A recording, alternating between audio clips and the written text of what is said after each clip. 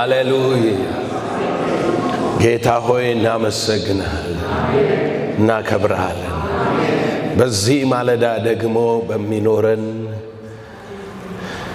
የመንፈስህን ድምጽ መስማት መለየት እንድንችል በኢየሱስ ስም እርዳን ድምጽህ አሁንም ያው ነው አይቀየርም ያንተ ድምጽ በነቢያት አፍ የተነገረው ያንተ ድምጽ በክርስቶስ የተፈጸመው ያንተ ድምጽ ለዓለም ወንጌል ሆኖ የወጣው አይቀየርም መለየት እንድንችል እርዳን በኢየሱስ ስም አሜን ሃሌሉያ የጀመርነው ትምህርት የመንፈስ ቅዱስን ድምጽ መለየት በሚል ሐሳብ ላይ ነው እያየን ያለነው የመንፈስ ቅዱስን ድምጽ መለየት የመንፈስ ቅዱስን ድምጽ ስለመለየት ስንነሳ በመጀመሪያ ይሄ ዓለም በድምጽ ላይ የተመሰረተ የመንፈስ መገለጥ እንደሆነ አይተናል ምን ይያልን ነው ይሄ ዓለም ይሄ የምናውቀው እኛ ያለንበት ተፈጥሯዊ ዓለም ከመንፈስ ዓለም ጋራ የሚገናኘው በድምጽ ነው የመንፈስ ዓለም ወደዚህ ዓለም የሚገለጠው በድምጽ ነው እሱም በደንብ አድርገን ማስመር መቻል አለብን ታስታውሱ እንደሆነ በኤደን ገነት ውስጥ አዳም በወደቀበት ጊዜ የተቀመጠው የእግዚአብሔር መገለጥ በዘፍጥረት 3 ላይ ድምጹም በኤደን ገነት ውስጥ ሲመላለስ ሰማው ነው የሚለው የእግዚአብሔርን ድምጽ ሰማ ስለዚህ አዳም ተሸሸገ ይላል የእግዚአብሔር ጉብኝት በድምጽ ውስጥ ነው ያለው ማለት ነው ያም ብቻ አይደለም ዘጸአት መጽሐፍ ላይ ስንመለከት እግዚአብሔር ሊትራሊ ሲና ተራራ ላይ ወርዶ ሲና ላይ የወረደ እግዚአብሔር የተገለጠው በድምጹ ነው ይላል በድምጹ ነው እግዚአብሔር በሲና ተራራ ላይ የመጣው የተገለጠው እና ይሄንን የተገለጠ እግዚአብሔር መጽሐፍ ቅዱሳችን የሚነግረን ከድምጽ በቀር መልክ አላየህምና ሌላ ምስል ለራስ እንዳትቀርጽ ይላል ከድምጽ በቀር ደግሞም በነቢያቱ በኩል ያለውን ጉዳይ ጳውሎስ በሐዋርያት ሥራ ምዕራፍ 13 ላይ ሲነግረን ዘወትር የሚያነቡትን የነቢያትን ድምጽ ሳያውቁ ይላል ሐዋርያት ሥራ 13 ላይ ዘወትር የሚያነቡትን የነቢያትን ድምጽ ሳያውቁ እግዚአብሔር በድምጹ ነበር ማለት ነው ለነቢያት የእግዚአብሔር ድምጽን ነበር የሚያሰሙት የሚያመጡት ማለት ነው ስለዚህ ይሄንን የነቢያት ድምጽ ሲያመጡ ድምጽ ብሎ ነው የሚጠራው በድምጽነት ነው መገለጡን የሚናገረው ስለዚህ አሁን የነቢያት የእግዚአብሔር መገለጥ በዚህ ዓለም ላይ ወይንም በዚህ ህይወት ውስጥ የእግዚአብሔር መገለጥ ምንድነው ብላችሁ ስትጠይቁ መልሱ የሚሆነው የእግዚአብሔር ድምጽ ነው በነቢያቱ አፍ ይነገር የነበረው ማለት ነው ሐዋርያው ጳውሎስ እንዳለ ከዛ ደግሞ ስለ ሰይጣን ወይንም ስለ መንፈስ ዓለምም አብረን አየን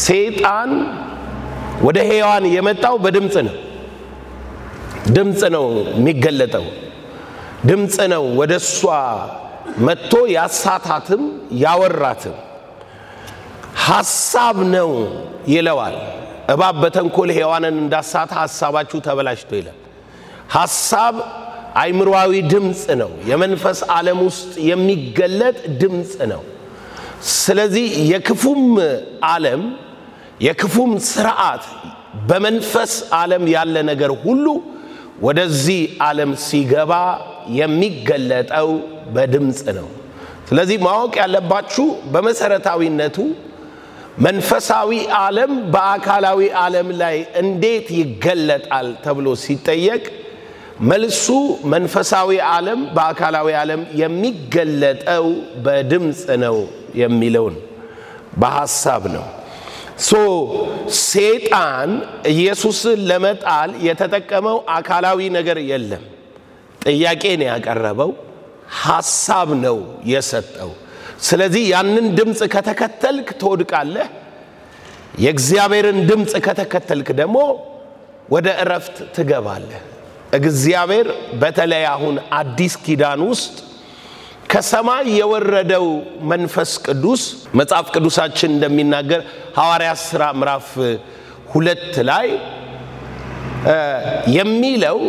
የሚለው ድምጽ ከሰማይ መጣ ነው የሚለው። ታላቅ ድምጽ ከሰማይ መጣ ነው የሚለው። ስለዚህ አሁን በመሃላችን ያለው የመንፈስ ቅዱስ መገለጥ ድምጽ ነው ማለት ነው። ይሄንን ደግሞ በብሉይ ኪዳንም በነበረው በ40 ዓመት ጉዞ ውስጥ 40 ዓመት የእስራኤል ልጆች በምድረ በዳ ሲሄዱ የነበረው ጉዞ ላይ ድምጹን እየሰሙ እንዲሄዱ ነው የተፈለገው። ለዚህ ነው መጽሐፍ ቅዱሱ አሁንም በአዲስ ኪዳን ያለንኛ በእምነት ጉዟችን ውስጥ የመንፈስ ቅዱስን ድምጽ በመታዘዝ ብቻ ነው ወደ እግዚአብሔር ልጅ ኢየሱስ ክርስቶስ ወደ ሰራልን እረፍት የምንገባው።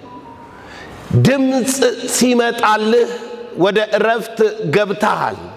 ድምጽ ሲመጣልህ እግዚአብሔር ዝግባውን ይቆርጣል፣ ጫካውን ይገልጣል፣ ምድረ በዳውን ያናውጣል። መዝሙር 29 ላይ የምታዩት የእግዚአብሔር ልጆች ለአምላክ አምጡ የሚለው ሐሳብ ከእግዚአብሔር ድምጽ ጋር መገለጥ ጋር ነው የሚያያዘው።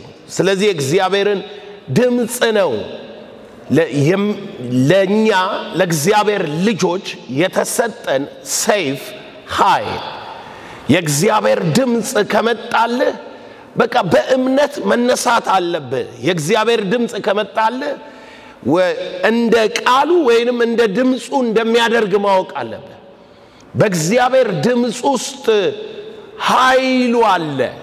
የእግዚአብሔር ኃይል በድምጽ ውስጥ ነው ያለው። የእግዚአብሔር መገለጥ በድምጽ ውስጥ ነው ያለው።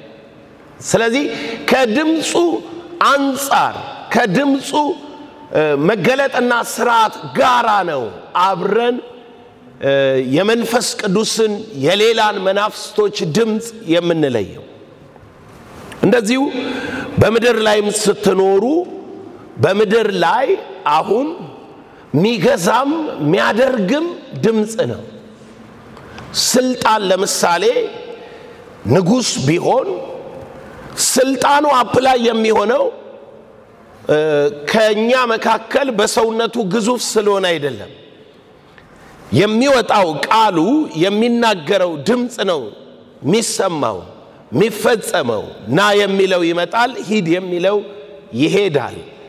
አለቅነት የተመሰረተው ሰዎች ጉሮሮን አንቀው እየገዙ ሳይሆን ስልጣን የሚለው ሲስተም ራሱ ኦፕሬት የሚያደርገው በቃልና በድምጽ ውስጥ ነው። ስለዚህ ቃላቸው ነው ሳይሰራ ማይመለሰው።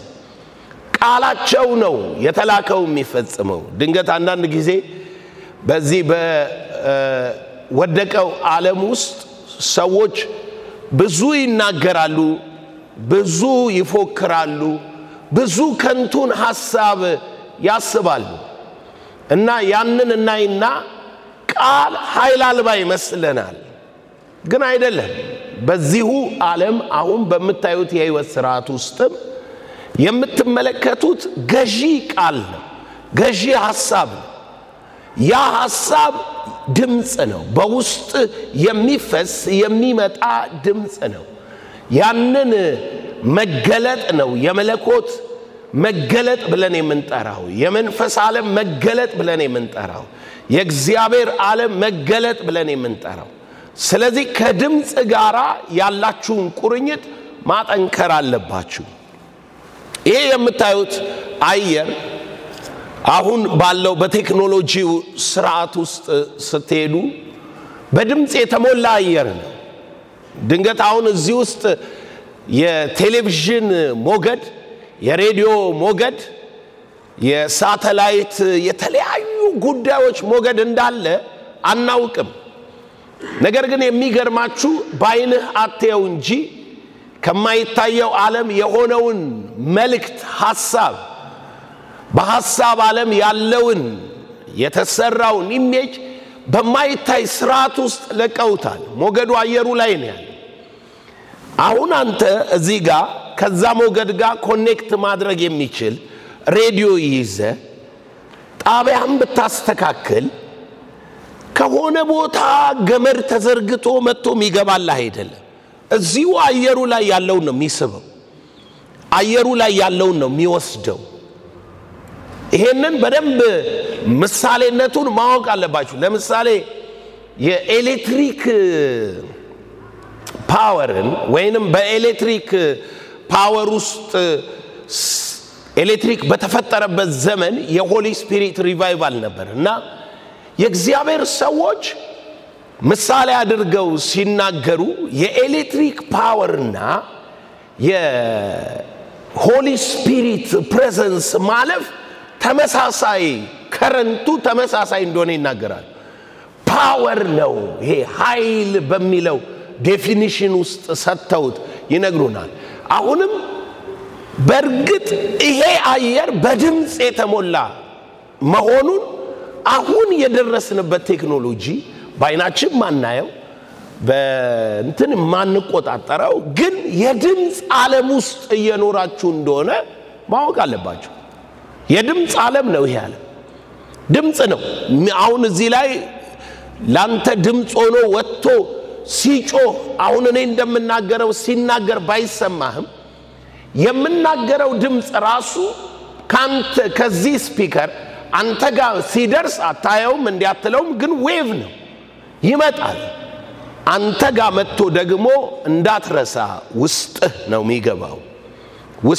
የሚገባው ሚሆኑት ድምጽ ነው ይሄንን ዓለም እንድታንቀሳቀስ እንዲሰራ የሚያደርገው ይሄ ዕውቀት በሌለው ማህበረሰብ ውስጥ ያለ የተሳሳተ ሐሳብና ውጫዊ ቁሳዊ ነገር ላይ ያተኮረ የሰነፎች ህይወትና ዓለም በመንፈሳዊ ስርዓት መሻር እንዳለበት ማመን አለባችሁ መንፈሳዊ ዓለም የገባን ሰዎች የነገር ምንጭ ሁሉ ጊዜም ከጀርባ ያለው የሚታየው ሁሉ የመጣው ከማይታየው ነው የሚለውን አቋም መያዝ አለበት የሚታየው የመጣው ከማይታየው ከመንፈሱ ዓለም ስርዓት ነው የሚገለጠው ደግሞ በድምጽ ነው እንግዲህ ወደ ዛሬ ወደ ደረስንበት ሐሳብ እመጣለሁ ዛሬ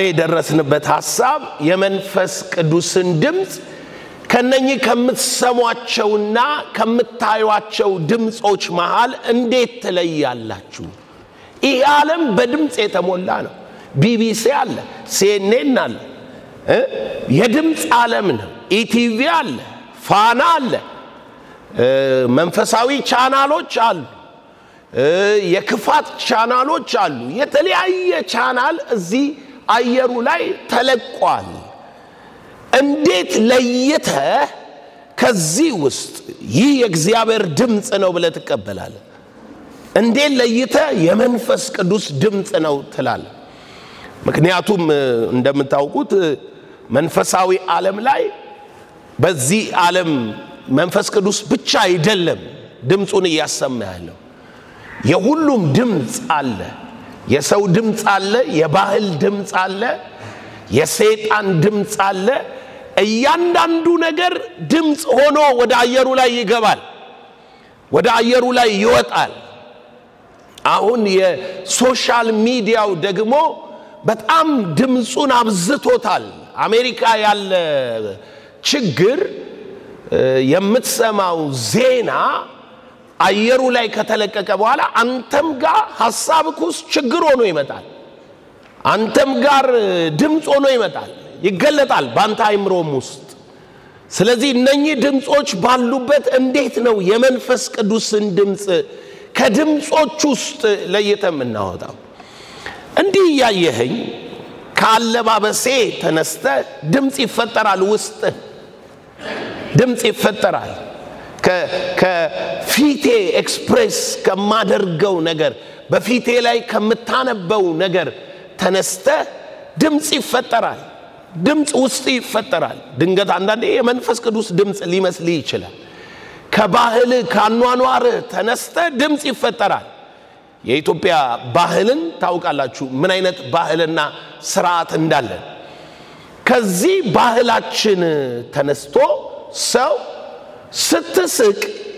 ስትስቅ ማለት ነው ድንገት አሳሳቅ በጣም እየጮህና እየተወራጨ ምትስቅ ከሆነ በባህሉ ተነስቶ ኃጢአተኛ ነው ሚል ድምጽ ሰውየው ጭንቅላት ውስጥ ይፈጠራል። ስርዓት አልባ ነው ሚል ድምጽ ይፈጠራል። ድምጽ ይመጣል። ሁሉ ነገር ድምጽ መሆኑን እንድታውቁ ነው። ከዚህ ውስጥ የመንፈስ ቅዱስን ድምጽ እንዴት ነው ማውጣው? አንዳንድ ጊዜ ስለ በሽታ ራዲዮኑ ያወራል። አዲስ በሽታ መጥቷል ምናምን ብሎ ይናገራል። ሬዲዮኑን ሰምተ ዘግተው ዞር እንዳልክ ሰውነትክ ላይ ሲምፕተሙን ታየዋለህ። ምንም የለም እኮ አልያዘህም አልነካህም። ነገር ግን ኢሚዲየትሊ በአካልክ ላይ የዛ የሰማኸውን የበሽታ ድምጽ ዜና ሰውነትክ ላይ ይሰማሃል። ለምሳሌ ስለ ልብ ከሆነ ያወራው ምንም ከሁለት ደቂቃ በፊት ከዜናው በፊት ምንም ጤነኛ የነበርከው ሰውዬ ከትንሽ ደቂቃ በኋላ እንደ መድከምም ይላል ሚወጋህም ይመስልሃል። ፊሊንግ ይቀያየራል።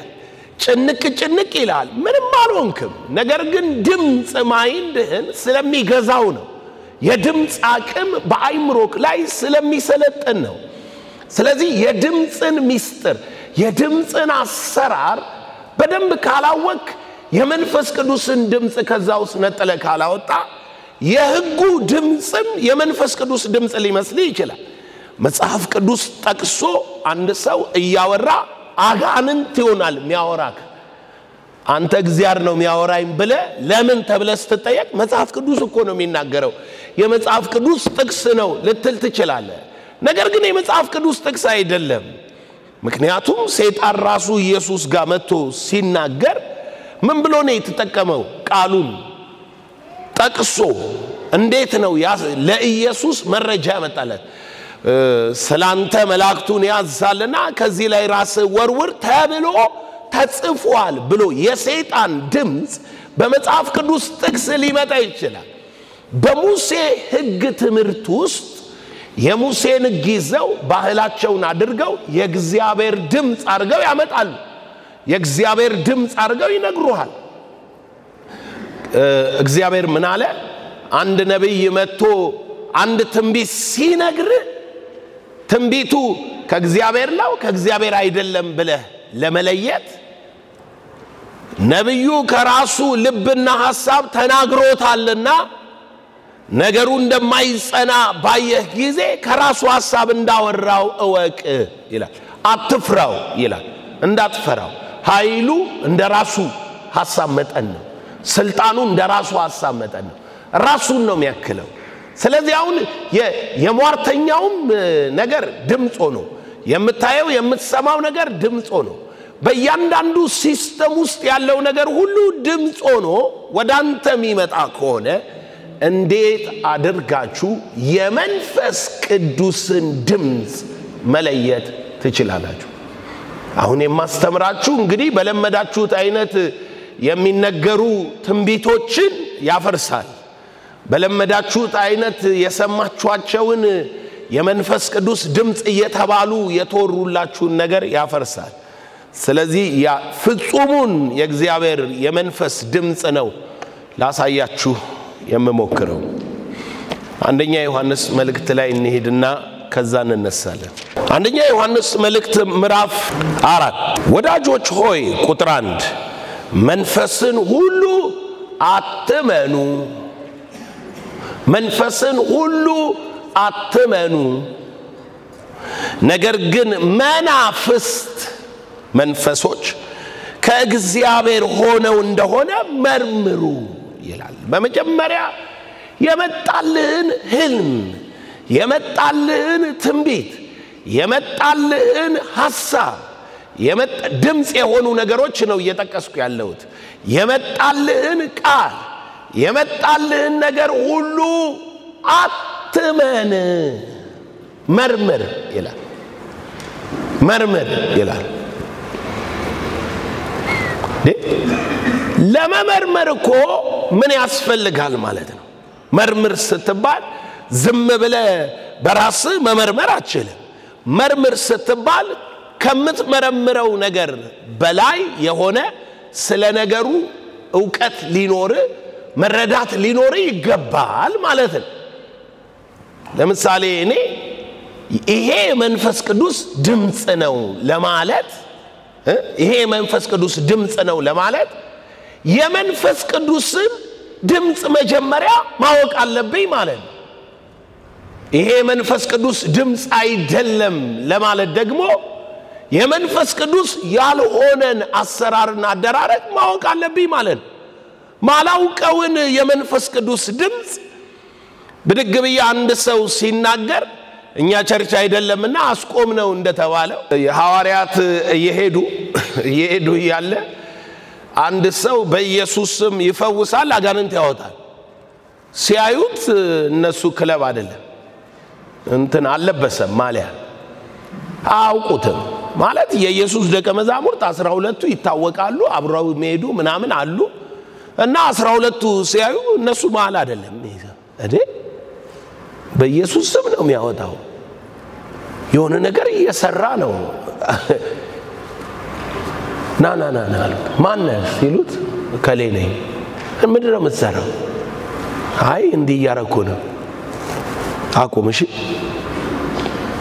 እንዲህ አታርግ ብለው አባረሩት መጡና ጌታ ሆይ አንድ ሰው በስም አጋንንት ሲያስወጣ እንደዚህ አገኘ ነው ከኛ ወገን ስላልሆነ አስቆም ነው አሉት። ጌታ ያያቸውና የማይቃወመኝ ከኔ ጋር ነው አለ። እንደ መንግስትን ማስፋት የምትችለው የራስ የሆነ ደጋፊ ብቻ ሳይሆን ካልተቃወመ አንድ ነገር ባንተ ሳይድ ነው ማለት ነው። በስም አጋንንት ታውጥቶ ፈጥኖ በኔ ላይ የሚነሳ የለምና አትከልክሏቸው አለ። አንደርስታንድ አደረጋችሁ? ይሄ ሰውዬ ባንድም በሌላም የኢየሱስን መሲህነት እያጸናነ ያለው ማለት ነው።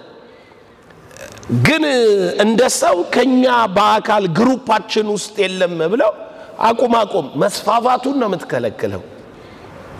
ስለዚህ ማይቃወመን ከኛ ጋር ነው ብሎ ተቃራኒ ኪንግደም ውስጥ ያልሆነ ሁሉ ያንተ ነው ብሎ እነኚህ ሰዎች መለየት ቢኖራቸው ኖሮ ይሄንን ሰው አሰልጥነው በደንብ ያቆሙት ነበር። እንደምታውቁት ፕሪስኪላና አቂላ የሚባሉ ሰው አጵሎስ የሚባልን አንድ ሐዋርያ ምዕራፍ 18 ላይ ያገኙት።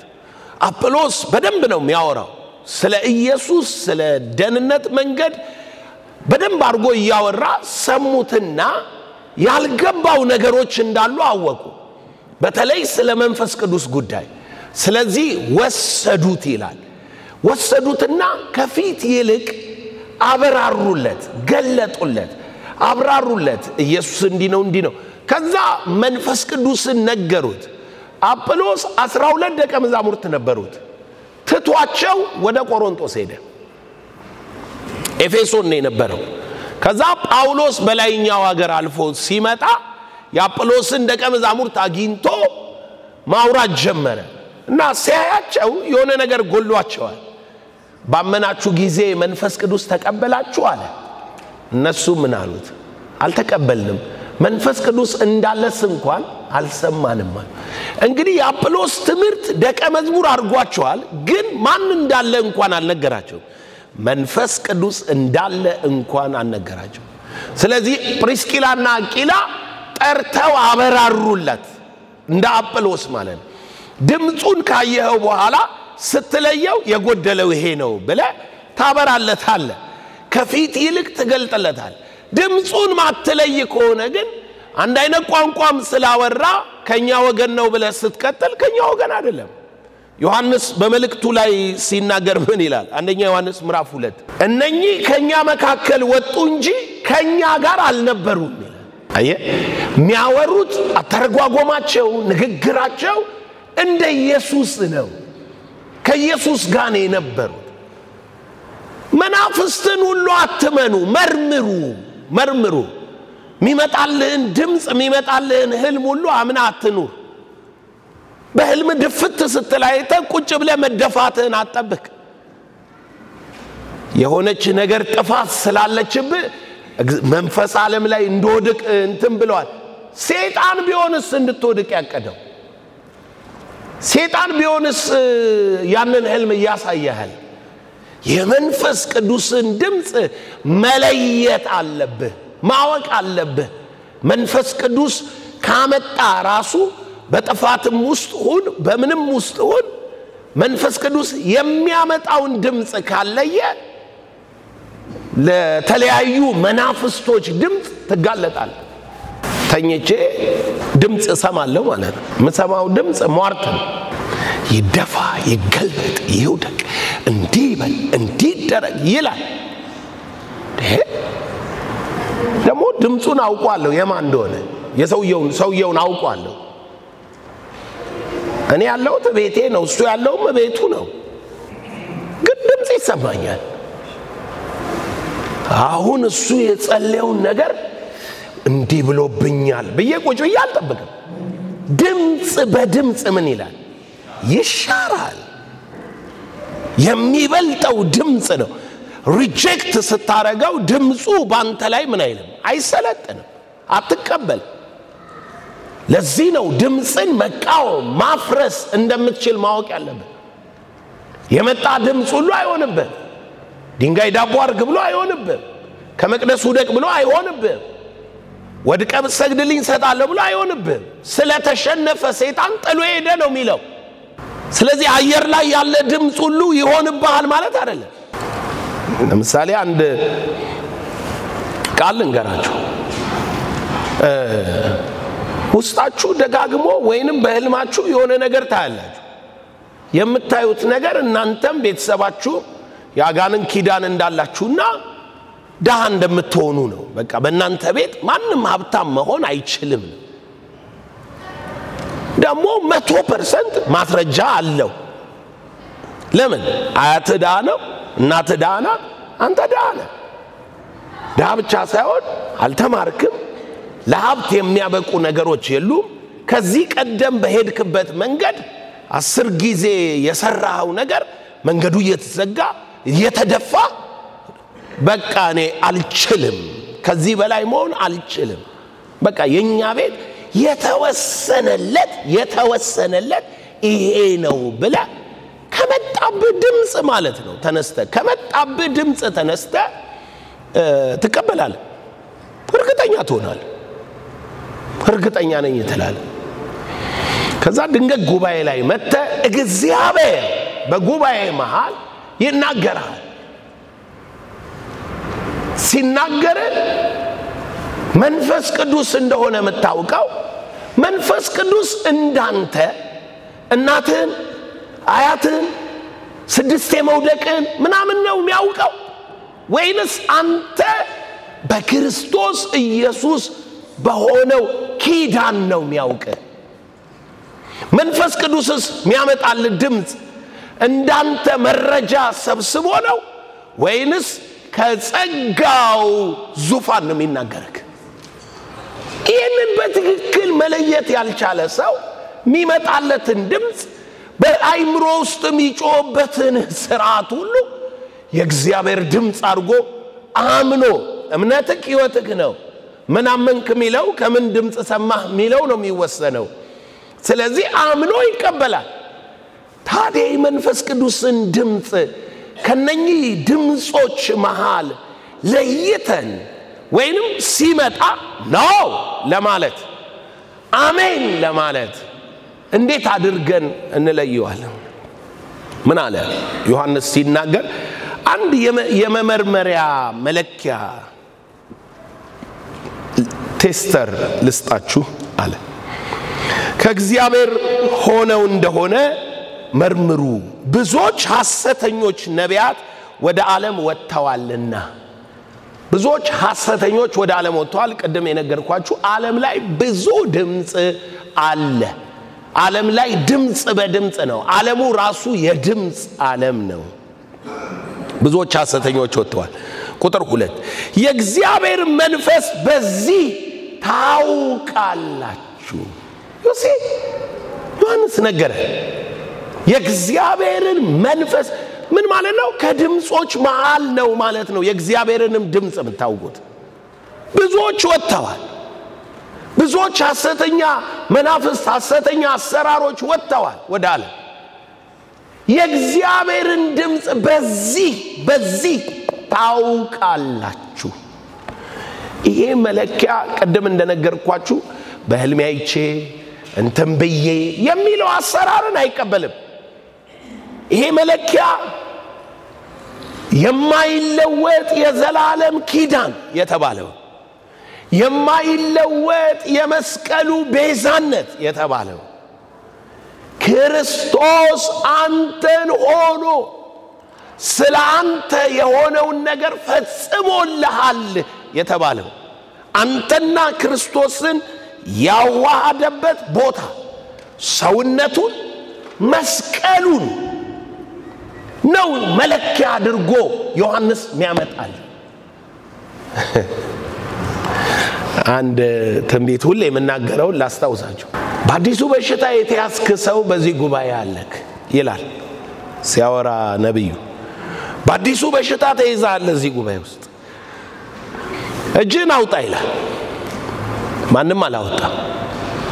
ነብዩ እባክህን ዛሬ ነው ቀን፣ እግዚአብሔር ዛሬ ሊፈውስ ተዘጋጅቷል። ወንድም እጅን አሳየኝ ጸልይልሃለሁ፣ ዛሬ አንተ ቀን ነው ትፈወሳለህ እያለ በደንብ አድርጎ አነቃቃው። ሰውየው ሲያነቃቃው እሺ በቃ ሁላችሁም አይናችሁን ጨፍኑ፣ አንተ ሰው ብቻ እጅን አሳየኝ አለ። ቀስ ብሎ ሰውየው እጁን አወጣ። አየው፣ ሲያየው ያውቀዋል።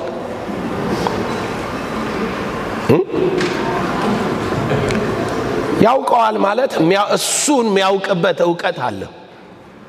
ሰውየው አበበ መሆኑን አይደለም ያውቀው፣ እሱን የሚያውቅበት እዚህ ውስጥ ዕውቀት አለ። እዚህ ውስጥ ድምጽ አለ። የእግዚአብሔር ድምጽ መጥቷል ይፈውሳል የሚል። ሰውየውም በአካል ሲያየው ደግሞ ሌላ ድምጽ መጥቷል። አየ ምን አለ? ወይ አንተ ነህ እንዴ? አንተማ የእጅን ያገኘው። ምን ማለት ነው? የእጅን ያገኘው። ሰውየው አተራማሽ ነው ማለት ነው። ዩሲ ከእግዚአብሔር የጸጋ ድምጽ በመስቀል ከተሰራለት ደህንነት ጌታ ኢየሱስ ስለ እርሱ በመገረፉ ቁስል ከከፈለው በላይ ሰውየው ከአንዷ ወደ አንዷ ሲዘል የሚያውቀው ታሪክ ድምጹ በለጠበት። ትፈወሳለህ ዛሬ አንተ ቀናት ያለው መንፈስ ቅዱስ ነው። የሚገርም እኮ ካንተ በላይ መንፈስ ቅዱስ ሰውየው ጣራ እንደሚዘል ያውቃል። ግን መንፈስ ቅዱስ ላድነው እድል አገኘው። የኢየሱስን ቤዛነት በላዩ ልፈጽም ነው ብሎ የሚያስበው መንፈስ ቅዱስ ሌላ ድምጽ ስለሌለው የገባው ሰው አለ። መንፈስ ቅዱስ ያለው ድምጽ ምንድነው? የኢየሱስ ቤዛነት የመስቀሉ ቃል የሰው መልክ የሰው ባህሪ ይዞ ኢየሱስ የተገለጠበትን ቤዛነት ነው። መንፈስ ቅዱስ ወንጌልን ነው ሊያጸና የመጣው። መንፈስ ቅዱስ ሊሰብክ የመጣው፣ ሊያስተምር የመጣው፣ ሊገልጥ የመጣው፣ ሊተነብይ የመጣው። መንፈስ ቅዱስ የመጣው ስላንተ ሊያወራ አይደለም፣ ስላንተ ሊናገር አይደለም። መንፈስ ቅዱስ እውነትን ሊመሰክር ነው የመጣው። ለዚህ ነው እኛ ሞት የተገባቸውን ሰዎች ስናገኝ ሕይወት ይገባቸዋል ብለን እናወራለን። አካባቢው ላይ ማያቸው ሰው ይሄኮ ነፍሰ ገዳይ ነው፣ ይሄኮ ውሸታም ነው፣ ይሄኮ እንደዚህ ነው ይላል። እኛ ሰውን በማን አናውቅም? በማንነቱ አናውቅም። ሰውን በማን ነው የምናውቀው? በክርስቶስ በክርስቶስ። ስለዚህ አሁን መንፈስ ቅዱስ ድምጹን የሚያሰማው በምንድነው? አንዳንድ ጊዜ ስለ መንፈስ ቅዱስ አበበ ነው ስም ብሎ ይናገራል። ለምን ተናገረ አበበ ነው? እውነተኛውን ድምጽ ስትሰማ አበበ መሆንህን ራሱ ማወቅ አይፈልግም መንፈስ ቅዱስ። አበበ ሚለው የተነገረው ላንተ እምነት እንዲሆን ብቻ ነው። አሁን ዲፕ ወደ ሆነው የመንፈስ ቅዱስ ድምጽ ለመዋጋት ለመኖር ለማመን በመተሄዱበት ልምምድ ነው እኔ ማስተምረው የመንፈስ ቅዱስን ድምጽ። በዛ ሐሳብ ውስጥ ካልሆናችሁ በስተቀር የምናገረው የመንፈስ ቅዱስ ድምጽ እያልኩ ምነግራችሁ ነገር በትክክል አንደርስታንድ አታረጉትም። ለምን? የለመድነው የጉባኤ የትንቢት አይነት አለ፣ የትንቢት ስርዓት አለ። ይላል የሰራዊት ጌታ እግዚአብሔር እያሉ የሚናገሩ ሰዎች አሉ። የለመድነው አንድ ጊዜ ገጠመኝ ልንገራችሁ። 20 ምናምን ዓመት ይሆናል ደብረ ዘይት የሚገርም የክብር መንፈስ አለ ጉባኤ ውስጥ እየጸለይን በቃ በደንብ ፕሬዘንስ አለ እና ያ ፕሬዘንስን እውነትም ሴትዮዋ ጌታ ነክቷታል እና ድምጽ አመጣች። ራባላማ ሻሻሻ አለችና ቀጠለችው ማለት ትንቢቱን። እግዚአብሔር እንዲህ ይላል፣ ጊዜ አመጣውላችሁ፣ እንዲያረኩላችሁ፣ እንዲሆነላችሁ፣ እንዲተፈጠረላችሁ፣ እኔ ነኝ ማስተምራችሁ አለች። ጨረሰች። አውቅ ያለው እኔ መጨረሷ ግን እሷ የምታውቀው ጉባኤ ነው። እኔ ነኝ እንግዳ እዛ እንጂ እሷ ታውቋለች ጉባኤው። ከዚህ ትንቢት ቀጥሎ ምን አረገችው? እናንተ ግን ብላ ቀጠለች። ምንድነው እናንተ ግን ያለች?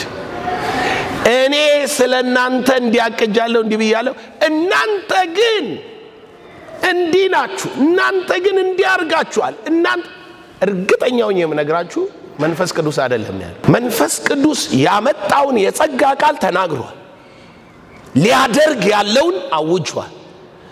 ነገር ግን ሐሳቧ ውስጥ ለዚህ ህዝብ ነው ወይ ይሄ የሚነገረው? አሬ የምሰማው ስለኔ አይደለም። መንፈስ ቅዱስ በክርስቶስ ስለሆነልኝ ነገር ይነግረኝ። በክርስቶስ ስለሆነልኝ ነው የሚነግርክ። አይምሮአችን ውስጥ ድምጽ አለ። ሰይጣን ድምጽ ያመጣል። የሚመጡ ድምጾችን በትክክል የማይለይሰው እንቅፋት፣ እርግማን፣ ሟርት በእግዚአብሔር ስም በመንገዱ ላይ ይዘራበታል። በእግዚአብሔር ስም የአገር መሪዎችም ይረግማሉ። በእግዚአብሔር ስም ቤተክርስቲያን መሪዎችም ይረግሙ ሰዎች አሉ። በእግዚአብሔር ስም የእግዚአብሔርን ስም እየጠሩ ያን ጊዜ ዕውቀት ካለ አይ የእግዚአብሔር ድምጽ አይደለም በላይ ላይ አይሰራም ብለ አንተ ደግሞ ታፈርሰዋል። ካላፈረስከው ግን ይሰራባል። ከጠበቅከው ደግሞ ይገለጣል። እንዴት ነው የምንለየው? ምን አለ? የእግዚአብሔር መንፈስ በዚህ ታውቃላችሁ፣ ኢየሱስ ክርስቶስ በሥጋ እንደመጣ የሚታመን መንፈስ ሁሉ ከእግዚአብሔር ነው። ሌላ ማዕከል የለውም ማለት ነው። ኢየሱስ ክርስቶስ በሥጋ ምን እንዳለ እንደመጣ የሚታመን መንፈስ ሁሉ ከእግዚአብሔር ነው። ከእግዚአብሔር ነው። ኢየሱስ በሥጋ እንደመጣ የማይታመን መንፈስ ከእግዚአብሔር አይደለም። ከማንም ይምጣ የዓለምን መንፈስ ይላል የአጋንንት መንፈስ ብዙ ሐሰተኛ ነቢያት ከልባቸው የሚያወሩ የሁኔታዎች ድምጽ ሊኖር ይችላል የማይለወጥ የእግዚአብሔር ድምጽ ግን አሁን ለፍጥረት ሁሉ የተላከው ኢየሱስ በሥጋ እንደመጣ በሥጋ ኢየሱስ እንደመጣ ማይታመን መንፈስ ከእግዚአብሔር አይደለም የእግዚአብሔር ድምጽ አይደለም እንሂድና አንደኛ ቆሮንቶስ 12 እንመልከት ቁጥር 1 አንደኛ ቆሮንቶስ 12 ቁጥር 1 ስለ መንፈሳዊ ነገር ወንድሞች ሆይ ታውቁ ዘንድ እወዳለሁ አሕዛብ ሳላችሁ በማናቸው ጊዜ እንደምትመሩ አለና ድምጽ ወደሌላቸው በዝም ብሎ በኮመን ሴንስ ምትኖሩ ጣዖቱ ሕያው አይደለም መናገር ምን አይልም አይችልም ጣዖት አምላኪ ነበራችሁ ድምጽ ወደሌላቸው ወደ ጣዖታት እንደተወሰዳችሁ ታውቃላችሁ አሕዛብ ይያላችሁ እዚህ ላይ በጣም ጥንቃቄ አርጋችሁ ስሙ ምን እንዳለ ስሙት አሕዛብ ይያላችሁ ድምጽ ወደሌላቸው ጣዖቶች ተወሰዱ እንደነበራችሁ ታውቃላችሁ ምን ማለት ነው አምላክህ የማይናገር የማይመልስልህ ሕያውነቱን የማይገልጥ ነበረ አምላክህ ምንም ኤክስፒሪየንስ የለም ስለዚህ አሁን ነበራችሁ ስለሆነ የሚለው እንደ ክርስቲያን ማንም ሰው ድምጽ መስማት አለበት ማለት ነው ማንም ሰው ከመንፈስ ቅዱስ ድምጽ ጋራ መተባበር አለበት ማለት ነው የመንፈስ ቅዱስን ድምጽ መለማመድ አለበት ማለት ነው እንደ ክርስቲያን የመንፈስ ቅዱስን ድምጽ ማወቅ አለበት ማለት ነው ምክንያቱም አምላክህ የሚናገር ነው አንዳንድ ክርስቲያን ምንም ከእግዚአብሔር ድምጽ ጋር ህብረት የለው ምንም ህብረት የለው ህልም እንኳን ቢያይ ባህላዊ ይመስለዋል ማንኛውም ሰው ህልም እንደሚያልም ያለመ ይመስለዋል እግዚአብሔር እየተናገረኝ ነው አይል ደሞ ኮንሺየስ አይደለም ድምጹን ለመስማት ለመቀበል ንቁም አይደለም ስለዚህ መሰረታዊው ነገር ምንድነው የአሕዛብ አማልክት ድምጽ የላቸው መገለጥም ስልጣንም ኃይልም የላቸው ጣዖት ስለምታመልክ ድንገም የምታመልከው ዛፍ ሊሆን ይችላል ሐውልት ሊሆን ይችላል ወርቅ ሊሆን ይችላል የሆነ ምናብም ተነግሮክ አላ አምላክ የሚባል ሊሆን ይችላል የእውነት እናውራ ከተባለ ሃይማኖቶች ውስጥ የአሕዛብ አማልክት አልያም አጋንንት ናቸው አልያም ጣዖት ናቸው ይገባችኋል የምለው ድምጻቸውን በትክክል ከሰማ አልያም አጋንንት ናቸው መጽሐፍ እንደሚል የአሕዛብ አማልክት ምንድን ናቸው አጋንንት ናቸው ተብሎ ነው የተጻፈው አልያም ደግሞ ጣዖት ናቸው ጣዖት ማለት ድምጽ የሚባል የለም ሴሪሞኒ ብቻ ነው ያለው ይጨፈራል ይበላል ይጠጣል ድግሱ አለ የሃይማኖቱ መሪ አለ በድግ ብሎ የሆነ ነገር ይላል የሆነ ነገር ያስብላል የሚባል አለ የዛሬ 100 ዓመትም ብትመጣ ያንኑ ሲል ነበር አለው ወይንም የሆነ ነገር የሚባለው ሰውዬ የእግዚአብሔር ድምጽ አልነበራቸው ያቺው ሴሪሞኒ ናት የምትደገመው በአይምሮ ከልጅነቱ ጀምሮ ተተኪውን አሰልጥነውት ነው የሚቀጥሉት አልያም ደግሞ አጋንንት ናቸው የሚተላለፍ መንፈስ አለ ድምጽ ነው የሚያመጣልክ የሚያመጣው ድምጽ ግን ከርስ ነው የሚያረግክ ሃይማኖታዊ ስርዓቱ ርግማን ነው የምትሰማው ድምጽ ውድቀት የሞላበት ነው ሟርት የሞላበት ጥፋት የሞላበት ድምጽ ነው የምትሰማው አየ አጋንንታዊ የሆነ ድምጽ ነው የሚመጣው መንፈስ ቅዱስስ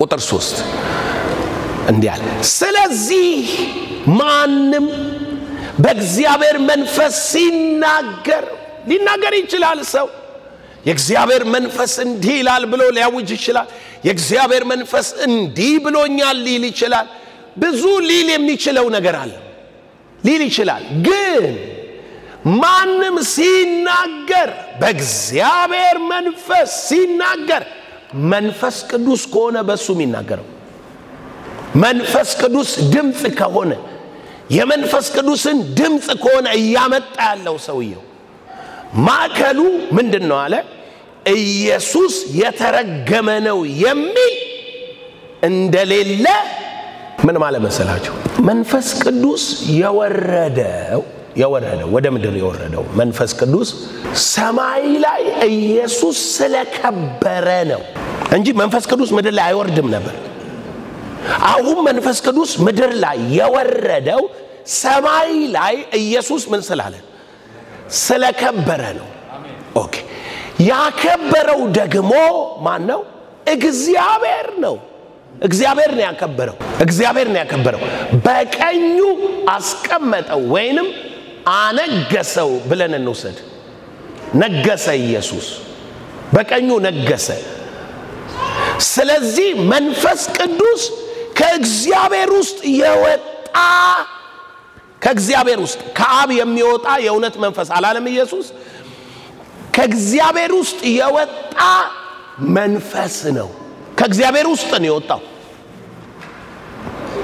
ከእግዚአብሔር ውስጥ ወጥቶ ሁለት ነገር መናገር ምን አይችልም እግዚአብሔር የሚናገረውን ብቻ ነው የሚናገረው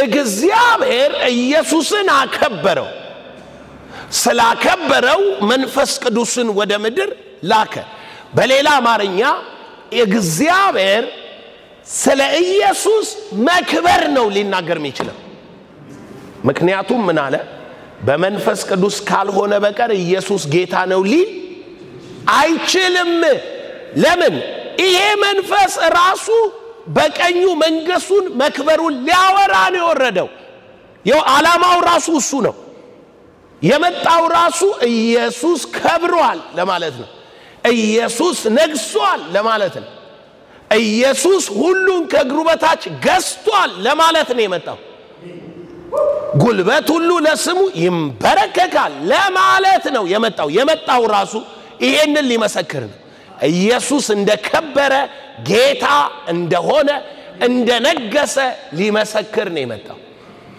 ስለዚህ አንድ ሰው ብድግ ብሎ ኢየሱስ የተረገመ ነው ማለት እንደሆነ ልነግራችሁ ብድግ ብሎ ስለ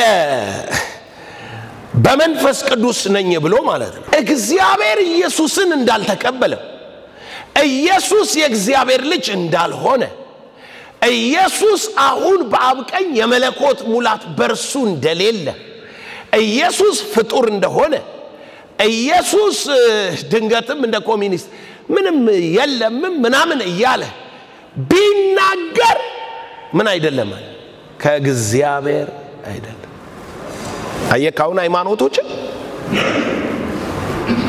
ጳውሎስ ምን አለ ከሰበክንላችሁ ወንጌል የሚለይ የሰማይ መልአክ ቢሰብክል የተረገመ ይሁን ምን ያለ ይሁን የተረገመ ምንድነው መረገም ስለ መረገም ብዙ ዕውቀት የለን ብዙ ጊዜ እርግማንን ከእንትን ብቻ ነው ምናየው ከሰይጣን ለምን ሟርተኛ ናቸው ተራጋሚ ናቸው እርግማናዊ አሰራር አላቸው ብለን ስለምናውቅ እርግማን ሲባል ትክክለኛ የእርግማንን ትርጉም ሳይሆን ነገሩን የሚጠቀምበትን ሰይጣንን ብቻ ነው የምናውቀው ጠንቋዮቹ መተተኞቹ በእርግማን ነው የሚሰሩት በሟርት ነው የሚሰሩት ነገር ግን እርግማን ፍቺው ቀጥተኛ ፍቺው በእግዚአብሔር ዘንድ የተጠላ እርኩስ በእግዚአብሔር ዘንድ እንዳይከናወንለት የተፈረደበት ወይንም የተጣለ ማለት ነው በእግዚአብሔር ዘንድ የተረገመ ነው ለምሳሌ ሰይጣን ራሱ ምን ያለ ነው የተረገመ ነው አይደል ሰይጣን ራሱ የተረገመ ነው ምን ማለት ነው ዘላለም ሰይጣን እንዳይከናወንለት ሰይጣን በእግዚአብሔር ፊት እርኩስ የተባለ ሰይጣን በእግዚአብሔር ዘንድ ሞገስ እንዳይኖረው የሚያደርገው ነገር ሁሉ ፍርድና ኩነኔ የሚጠብቅ እንዲሆን ተደርጓል ማለት ኢየሱስ የተረገመ ነው የሚሉ አሉ። ለምን እንደሚሉ ታውቃላችሁ? ለነሱ እርግማን መሆኑን የእግዚአብሔርን አሰራር አላወቁም። ስለኛ እርግማን ሆኖ ከሕግ እርግማን ምን አለ አወጣን። እነኚህ ኢየሱስ የተረገመ ነው የሚሉ ሰዎች መጽሐፍ ቅዱስ ነው የሚጠቅሱት። ምንድነው የሚጠቅሱት? መስቀልን ነው። ዘልቁ መጽሐፍ ላይ ምን ይላል? በእንጨት ላይ የምትሰቅለው ሰው በስጋም በነፍስም በእግዚአብሔር ፊት ምን ያለ ነው? የተረገመ ነው ይላል። ከጎን ላለው ሰው አዎ የተረገመ ነው በለው። አንተ የተረገምክ ነበርክ በለው። ቤዛ አገኘህ፣ ቤዛው በለው። ከርግማን አወጣህ በለው። ከምን አወጣህ? ቤዛ ባይሆን አንተ ነበርክ የተረገምክ ሆነ መከተል። አሁን ግን እሱ ስለኛ ምን ሆኖ እርግማን ሆኖ በእንጨት የሚሰቀል የተረገመ ነው ተብሎ ተጽፏልና ስለዚህ አለ። ስለዚህ በእንጨት የሚሰቀል የተረገመ ተብሎ ክርስቶስ ከሕግ እርግማን ይዋጀን ዘንድ ስለኛ እርግማን ሆኖ አይደለም ከርግማን አወጣን። የአብርሃም በረከት በመንፈስ ቅዱስ ለአሕዛብ ሁሉ ምን ይል ዘንድ ይደርስ ዘንድ። ከጎን ላለው ሰው አሁን ይመጣል ድምጽ አንተ ብሩክ ነህ የሚል ነው በለ። የአብርሃም ድምጽ በለ ለአንተ ድምጽ ሆኖ መጥቶልሃል። ለምን? ምክንያቱም ኢየሱስ የእርግማንን ቤዛ ስለወሰደ። እንግዲህ አሁን እነኚህ ሰዎች መጽሐፍ ቅዱስ ነው የሚጠቅሱት። እኔ ዛሬ ልንገርህ፣ ማንም መጽሐፍ ቅዱስ ጠቅሶ ቢነግርህ ክርስቶስ መካከለኛ እስካልሆነ ድረስ እንዳትቀበል። ማንም መጽሐፍ ቅዱስ ጠቅሶ የድፍረታቸው መጨረሻ ኢየሱስ የተረገመ ነው ብለው ኢየሱስ የተረገመ ነው ብለው የመናገር አቅም ሁሉ አላቸው። ከዘልቁ ከምናምን ይጠቅሱልና አገጣጥመውት ይሄ እናንተ አምላካችን የምትሉት ኢየሱስ በመጽሐፍ አሰራር ምን ያለ ነው ይለዋል? የተረገመ ነው ይለዋል። ድንገትም አይሁዳዊ ናቸውና የሚያመጡልህ ኢሳይያስ ከኛ ጋር ነው፣ አብርሃም ከኛ ጋር ነው፣ እንትና ከኛ ጋር ነው። ይህ ሰው ከየት እንደሆነ ምን አንልም አናውቅም፣ ይህ ሰው እንደዚህ ነው ብለው ሲሉ የመጽሐፉ ባለቤቶች ናቸው። መርሳት የሌለብን